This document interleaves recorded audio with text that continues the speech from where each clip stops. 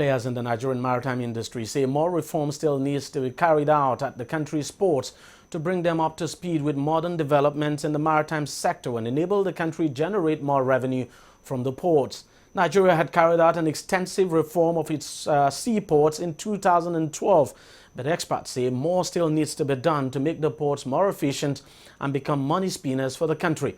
Correspondent Abiola Ismail has that report. At a time when Nigeria is looking outside oil to generate revenue, to keep its economy running, attention is now shifting to the country's seaports to help bail Nigeria from its economic challenges. Nigeria's seaports, especially the one in Lagos, are among the busiest in West Africa's sub-region. But they are also notorious for being among the most congested, and this despite reforms carried out by the government in the past to make the port more efficient. Turnaround time at Nigerian ports is among the slowest on the continent, giving room for lack of transparency and proper accountability, which feed on the congestion. The government now says all that must change. It is now planning to digitize and automate the country's port operations through an initiative it calls the Single Window Project. The Ministry of Transportation is also promoting the National Single Window Project. The National Single Window Project will reduce contact with human beings. It means you can also do your transaction online. You can pay your custom charges, your MPA charges, your NIMASA charges, and all the other charges online. Another important thing we're doing is the government is working very hard to reduce the turnaround time for vessels calling at our ports.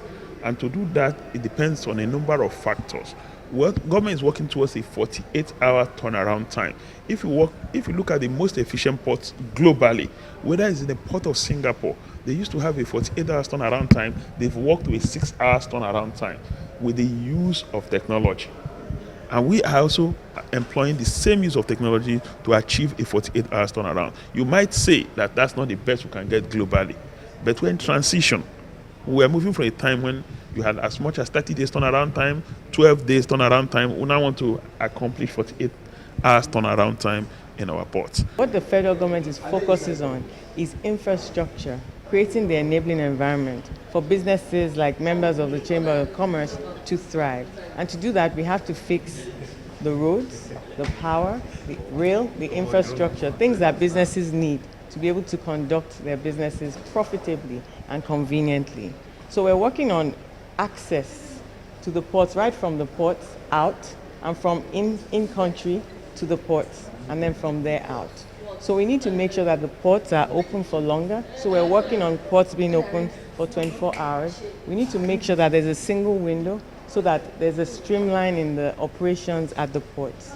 And we also need to make sure that just all the players at the ports, there's transparency of provisions, of information collection, less corruption, things that really enable the businesses to be able to thrive in what they do. That is the role of the federal government, and that's what we're committed to. There's a Presidential Enabling Business Environment Council that's working on this. It's chaired by the Vice President, and it has about 9 ministers in it, and including the Central Bank Governor and the head of the Civil Service. In its bid to reduce turnaround time at its port, the government in 2011 ejected the Standard Organization of Nigeria (SON) from the port. The body is responsible for ensuring only quality goods are allowed entry into the country. With Nigeria now battling serious a new influx of substandard products, the Single Window Project is expected to bring back SON into port operations without any fuss over delays. The only thing that will happen is, first we have to develop our Single Window Project, where all the agencies, not only of government, but all the agencies, all the stakeholders at the maritime industry will have their processes electronically uploaded into a platform called the Single Window, where everybody will now be seeing what is happening on that portal.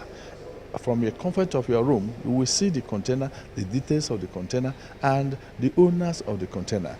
Then it will be easy for you to say that, yes, this is a product that is under SON. You have the particulars of the importer. You have the particulars of the clearing agent. So handling that consignment will be very easy. But a situation where you are faced with a lot of issues of falsification of documents, issues of concealment, issues of smuggling, issues of people saying this product is a NAFDAC controlled product when it is not. Electrical cable is declared as plastics or even as agricultural product. And so when those issues are there at the port, who will identify them except the organization that is saddled with the responsibility of ensuring the quality of comes into this country, and that is the Standards Organization of Nigeria. The country's Shippers Council is also backing the initiative, saying it is long overdue and would transform Nigeria's ports and bring them in league with modern ports around the world. One way to go, is by automation.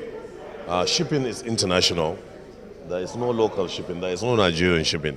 We have to, as much as we can, try to adopt the best practice that happens, internationally. And I think we have come to the fair conclusion that the redeployment of automation, electronic platforms at the port will not only reduce or eliminate corruption, it will also synchronize and fasten cargo clearance, and it will plug the leakages in revenue.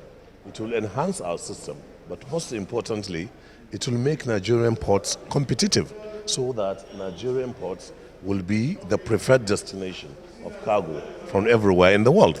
Now, if this happens, it means there will be economic interpretation. The more cargo we have at the ports, the more employment we have for our people, the more engaged our freight forwarders are, the more engaged our truckers, and other ancillary services. And this will have enormous impact on Nigeria's economy. At the beginning of the year, the Nigerian Port Authority had projected revenue of 201 billion naira for 2016. Even if it does not meet the revenue target, experts say by implementing the single window project, the country will have saved at least 1 trillion naira, which is estimated to be what Nigeria loses owing to inefficiency at its ports. Abiola Ismail, TV 360, Lagos.